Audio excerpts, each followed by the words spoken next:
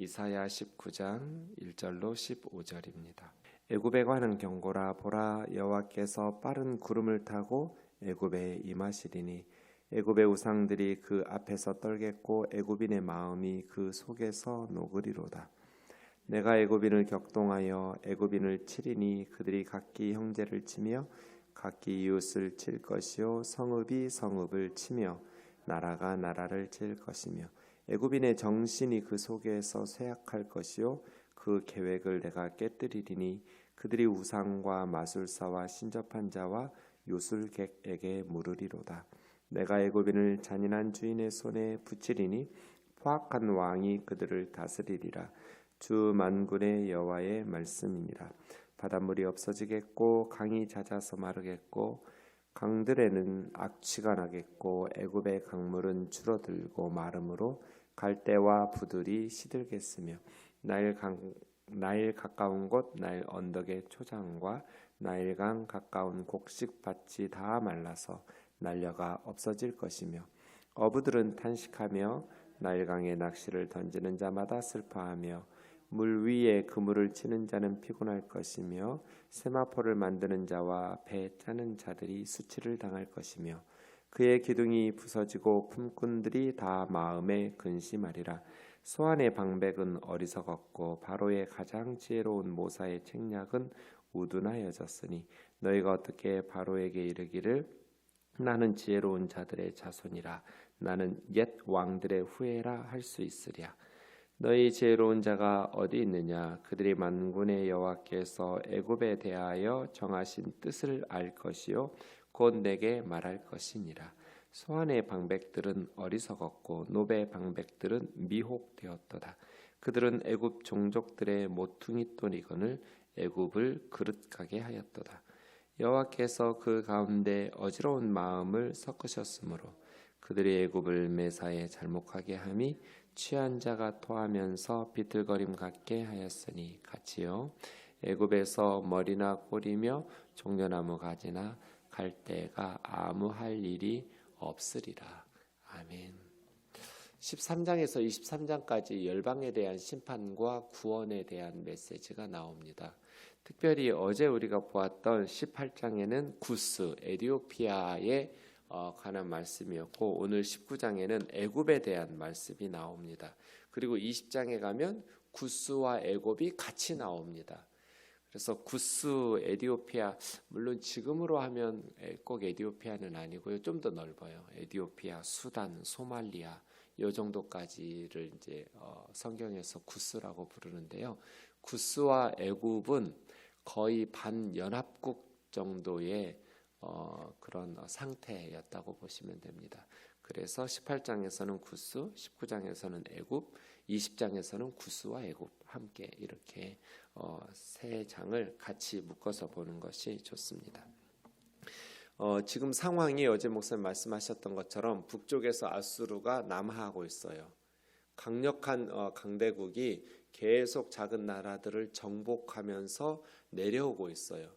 그러면 이제 남쪽 유다의 입장에서는 뭔가 위기잖아요. 어떻게 할 것인가. 그래서 남쪽의 나라들이 연합군을 형성해서 아수르의 남하에 대해서 지금 대비하고 있는 것이죠. 거기에 핵심은 애굽일 거예요. 가장 강한 나라니까요. 그런데 예루살렘과 유다의 입장에서는 애굽의 군사적으로 동맹을 맺는 거에 대해서 이게 지혜로운 선택인가 하는 생각을 할 수 있어요. 신명기 17장 16절에 보면 모세가 애굽에 대해서 강력하게 경고한 게 있어요.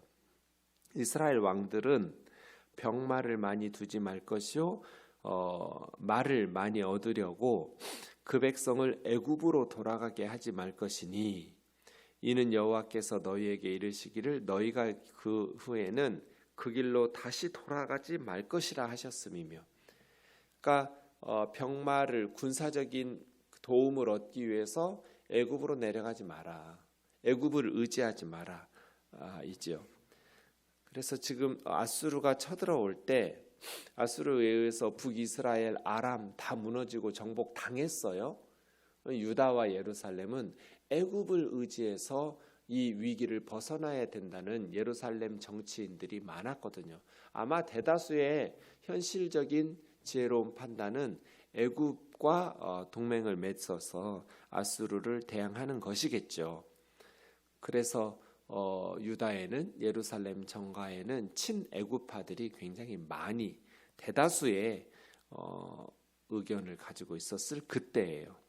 이사야를 통해서 애굽에 대해서 메시지가 주어지죠. 어찌 보면 유다에게 애굽은 희망이죠. 위기를 벗어날 수 있는 어떤 강력한 유혹이겠죠. 세상적으로 보면 가장 가능성 높은 대안이니까요. 이건 애굽을 의지하고 싶은 유혹은 굉장히 강력했겠죠. 자, 그런데 오늘 본문은 애굽이 붕괴될 거라는 거예요. 그러면 애굽을 의지하려는 예루살렘 사람들의 마음은 어리석은 선택이 되겠죠.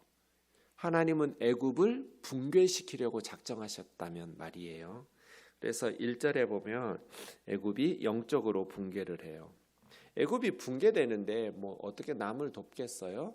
2절에서 4절은 사회가 붕괴되고 5절에서 10절은 경제가 붕괴되고 11절에서 15절은 정치가 붕괴돼요. 그리고 다시 13절은 그리고 14절 15절은 영적으로 붕괴돼요. 그러니까 1절과 14, 15절 처음과 끝이 영적 붕괴예요. 영적으로 붕괴되면 가운데 있는 사회와 경제와 정치는 붕괴되겠죠. 핵심은 영적인 붕괴라고 할 수 있어요. 여호와께서 빠른 구름을 타고 애굽에 임하시리니 어제 우리가 18장 4절에서 여호와께서 내게 이르시되 내가 나의 처소에서 조용히 감찰함이 쬐이는 일광 같고 가을 더위에 운무 같도다. 뭐 햇볕이 시끄럽게 내리 쪼이지 않잖아요. 이슬이 가을 이슬이 막 시끄럽게 요란하게 내리지 않잖아요. 아무 소리도 안 나요. 조용하게. 하나님께서 하나님의 처소에서 이 세상을 감찰하시는데 그렇게 조용하게 그러나 확실하게 지켜보고 계신다. 하나님께서는 이 세상을 그냥 외면하시거나 무관심하시거나 방치하시는 것이 아니라 조용히 그러나 확실하게 햇볕이 조용하지만 확실하게 내려 쪼이는 것처럼 하나님께서 이 세상을 지켜보고 계신다. 그러다가 아수르가 내려오는 거 지켜보고 계셨어요. 예루살렘에서 애굽 의지해야 된다는 거 다 지켜보고 계셨어요. 그러다가 오늘 1절에 빠른 구름을 타고, 제가 하나님의 리무진이라고 부르는데요. 빠른 구름을 타고 하나님께서 강림하셔서 악인들을 심판하시는 거죠. 애굽에 임하시리니 애굽의 우상들이 하나님 앞에서 진짜 하나님이 나타나시니까 이제 가짜 하나님 역할을 했던 우상들은 다 무너지는 거죠. 애굽인의 마음이 그러니까 우상들이 떨고 사람들의 마음이 그 속에서 녹으리로다. 영적으로 붕괴되는 것이죠. 우상을 의지하니까 우상이 떨고 무너지고 망할 때 사람들도 무너지겠죠. 내가 애굽인을 격동하여 애굽인을 치리니 하나님께서 애굽 사람들을 스스로 이렇게 격동시키니까 애굽인이 애굽인을 치는 거예요. 이걸 이제 내전, 내분이죠. 외부에서 들어오기 공격하기 전에 이미 그냥 내부적으로 서로 갈등이 일어나면서 무너지기 시작하는 거죠. 각기 형제를 치며 가정부터 무너졌어요. 형제가 형제를 치면 나라가 어떻게 서겠어요? 가정이 스스로 내분을 겪더니 이웃을 치고 성읍이 성읍을 나라가 나라라기보다는 왕권이 왕권을 이런 식으로. 그래서 애굽인이 애굽인을 격동해서 치는 내분이 일어나고 내전이 일어나서 자중질환이 일어나는 것이죠. 사회가 붕괴됐어요. 애굽인의 정신이라고 말하는 루하흐는 영혼이라고 많이 하는데요. 애굽 사람들의 정신, 애굽 사람들의 마음이 그 속에서 쇠약해질 것이요. 그 계획을 내가 깨뜨리리니 그들의 우상과 마술사와 신접한 자와 요술객에게 물으리로다. 이러면 이제 정말 망하는 거죠. 무당들이 득세하면 그 사회는 붕괴돼요. 서울 위험해요, 지금. 무당들이 득세하면 그 사회는 하나님의 심판을 불러들이는 거예요. 애굽 사람들이 우상과 마술사와 신접한 자와 요술객에게 물으니 어떻게 그 나라가 설 수 있겠어요? 그가 애굽인을 잔인한 주인의 손에 붙이리니, 잔인한 주인의 손, 이제 독재겠죠. 역사적으로 보면 25왕조인데요. 구스 사람이에요. 사바카라고 하는 그 25왕조가 정권 바뀌는 거예요. 근데 포악하고 잔인했어요. 포악한 왕이 그들을 다스리리라. 주 만군의 여호와의 말씀이니라. 그래서 하나님의 심판이 임하자 애굽이 붕괴되고 무너지기 시작했어요. 5절부터 이제 경제적 붕괴예요. 바닷물이, 애굽에 있어서 가장 중요한 건 나일강이죠. 예, 나일강이 한 1600km예요. 엄청난, 서울에서 부산까지 한 400이나 되나요? 450km? 정확히 모르겠네요. 어쨌든 나일강은 뭐 비교할 수 없을 만큼 긴 강을 흐르면서 애굽인의 젖줄의 역할을 하는 거죠. 나일강이 없으면 뭐 이집트는 사막화 됐겠죠. 그러니까 이 애굽 경제의 핵심이 고대에는 나일강에 있었단 말이에요. 나일강으로 인해서 물고기 잡는 어부어과 농사짓는 그불로 농민들이 많았죠. 그런데 나일강의 바닷물이 없어지고 강이 잦아서 마르겠고 가뭄이 되는 거예요. 나일강의 강물이 말라버리면 어떻게 되겠어요? 어족들이 죽어서 악취가 나겠고 그러겠죠. 애굽의 강물들은 줄어들고 마름으로 갈대와 부들, 강가의 초막이 시들고 그 강 주변에 경작이 불가능해지겠죠. 나일 가까운 곳, 나일 언덕의 초장과 나일 가까운 강 곡식 밭이 다 말라서 나려가 없어질 것이요. 애굽의 곡물을 수출해서 국가의 부를 쌓아갔는데 그게 불가능해요. 어부들도 탄식하며 나일강에 낚시 던지는 자마다 슬퍼하며 물 위에 그물을 치는 자는 피곤할 것이며, 그러니까 어부들도 그렇고요. 세마포를 만드는 자와, 이게 이제 섬유 산업이 있거든요. 근데 섬유 산업을 하려면 많은 물이 필요해요. 그 주위에 세마포. 그러니까 자연재해, 기근과 가뭄이라는 자연재해가 임하니까 세마포 같은 견직물 섬유 산업이 무너지고 또 양피지나 종이 역할을 했던 파피루스나 이런 것들이 다 못 자랄 거잖아요. 그리고 농업, 어업, 산업이 다 붕괴되게 되는 거예요. 배 짜는 자들이 수치를 당할 것이며 그 기둥이 부서지고, 기둥은 이제 귀족들이겠죠. 상류층들이, 기업들이, 재벌들이 다 무너지고, 품꾼들, 하층민들이겠죠. 기둥도 무너지고 품꾼들도 다 마음에 근심하리로다. 기간 산업이 붕괴됐어요. 농업, 어업, 수공업. 그래서 대량 실업이 일어나겠죠. 일용직 노동자나 뭐 그러다 보니 내전이 불가피하죠.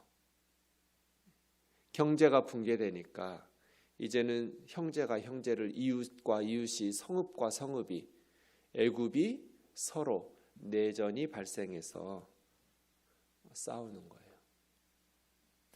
11절부터 일할 때 이제 정치적 리더십이 중요하겠죠.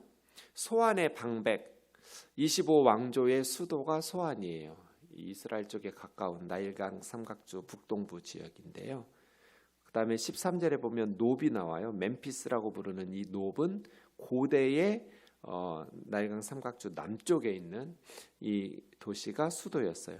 그러니까 소안과 높 하면 고대 이집트의 대표적인 도시이면서 수도 역할을 했던, 그러니까 거기서 이제 왕들이 통치했으니까 국가 경영을 하는 곳이겠죠. 정치예요. 소안의 방백은, 국가 지도자들은 지극히 어리석었고 바로의 가장 지혜로운 모사의 책략은 우둔하여졌으니 너희가 어떻게 바로에게 나는 지혜로운 자들의 자손이라 나는 옛 왕들의 후예라 할 수 있겠냔 말이에요. 애굽 사람들이 자랑하는 것 중에 하나가 지혜거든요. 지혜. 방대한 책들, 애굽의 지혜서들이 세계에 자랑할 만한 것들이었는데, 이제 아마 이 소환의 방백들이 유다와 예루살렘의 외교적 협상의 파트너겠죠? 정치인들이니까요. 그런데 그 정치인들이 어리석고 우둔하여졌어요. 너희의 지혜로운 자가 어디 있느냐? 그들이 만군의 여호와께서 애굽에 대하여 정하신 뜻을 알 것이요 내게 말할 것이니라. 하나님의 뜻을 모르니까 어떻게 참된 지혜와 방법이 나오겠어요. 소환의 방백들은 어리석었고 노베 방백들은 미혹되었도다.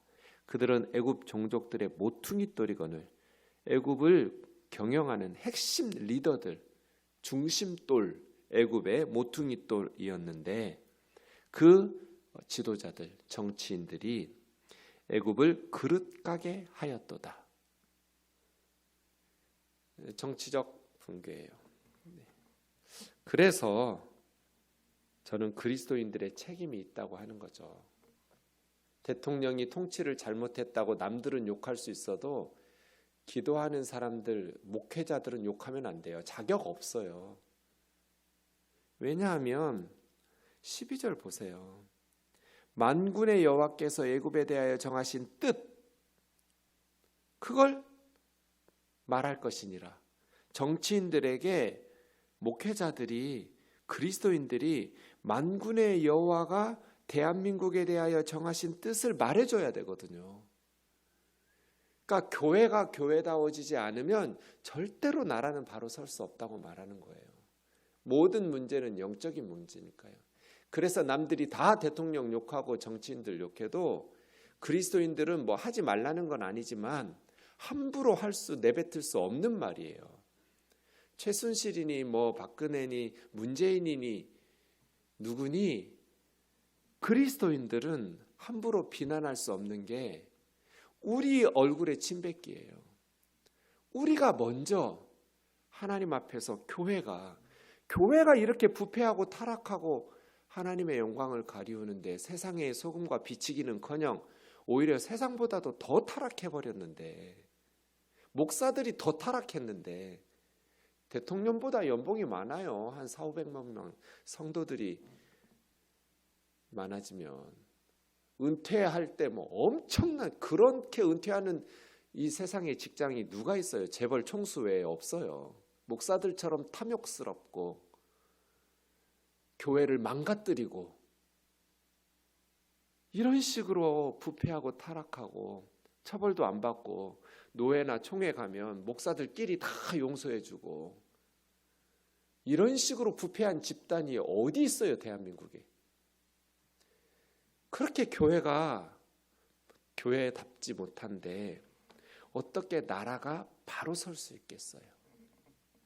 그래서 우리는 말씀을 묵상할 때 정말 국가 지도자들을 위해서 하나님 앞에 가슴을 치면서 기도해 줘야 돼요. 우리 책임이 소홀하고 기도가 약해지면 지도자들이 바로 갈 수가 없는 거예요. 만군의 여호와의 뜻을 모르는데 어떻게 국가를 지혜롭게 경영할 수 있겠어요, 정치인들이?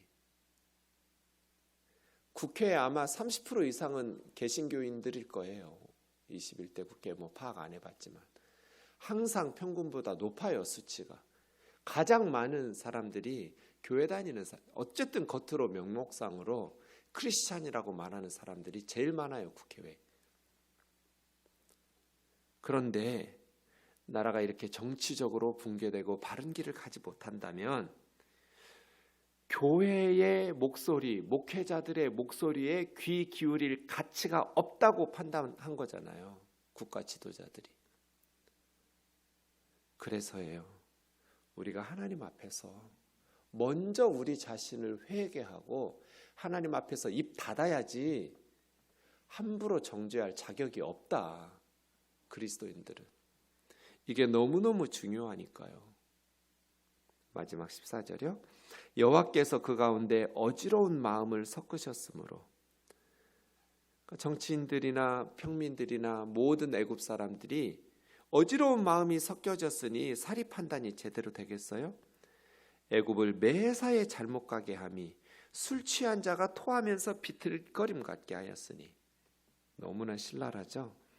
애굽에서 머리나 꼬리, 종려나무 가지나 갈대, 종려나무 가지는 귀족이나 상류층, 갈대는 서민들, 평민들, 머리 지도자들, 꼬리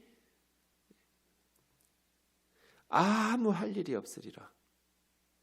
무용지물이에요. 그래서 이 말씀은 예루살렘아 정신 차려라예요. 세계가 다 하나님께 속했는데 지금 애굽이 의지할 만한 것 같으니? 애굽이 너희를 구해줄 것 같아? 그리고 하나님의 종들, 말씀의 일꾼들은 이스라엘만의 하나님의 종이 아니에요. 온 열방의 선지자여죠. 온 열방에 대한 하나님의 말씀들, 하나님의 뜻들을 선포하면서 하나님의 백성들에게 살아가게 하는데 그 기준은 영적인 문제예요. 어느 사회든지 영적으로 건강하면, 하나님의 뜻을 행하면 하나님의 복을 누릴 것이고, 영적으로 타락하고 윤리적으로 붕괴하면 아무리 겉으로는 멀쩡해 보여도 하나님의 심판을 받을 수밖에 없겠죠. 그래서 주의 종들은, 하나님의 백성들은 열방의 선지자적 사명을 감당해야 되고 기도하는 자로서의 사명을 감당해야죠. 우리가 이 사회를 지키는 파수꾼이고 무너진 성을 막아내는 영적인 군사니까요. 기도하겠습니다. 하나님 아버지, 가정이 무너진다면, 사회가 무너지고 국가가 붕괴된다면 가장 먼저 우리에게 책임이 있겠죠. 하나님은 우리에게 그 사명을 맡기셨으니까요. 아마 이사야가 없었더라면, 히스기야가 이사야의 말을 듣지 않았더라면 예루살렘과 유다도 그때 아수르에게 멸망했겠지요. 이러한 선지자, 깨어있는 하나님의 일꾼들을, 그 사명 감당하는 저희들 되게 하여 주옵소서. 우리가 그 사명을 잘 감당해야 될 텐데 악하고 게을러서 영적인 기도와 말씀에 순종하지 못하고, 교회가 교회답지 못하고, 목사가 목사답지 못하고, 성도가 성도답지 못하여 오늘날 우리 사회가 이렇게 하나님 앞에서 두렵고 떨리는 마음으로 염려하면서 바라보고 있으니 주여 우리를 다시 일깨워 하나님 앞에 회개하게 하시고 하나님 앞에서 사명 잘 감당하게 도와 주시옵소서. 예수님의 거룩하신 이름으로 기도하옵나이다. 아멘.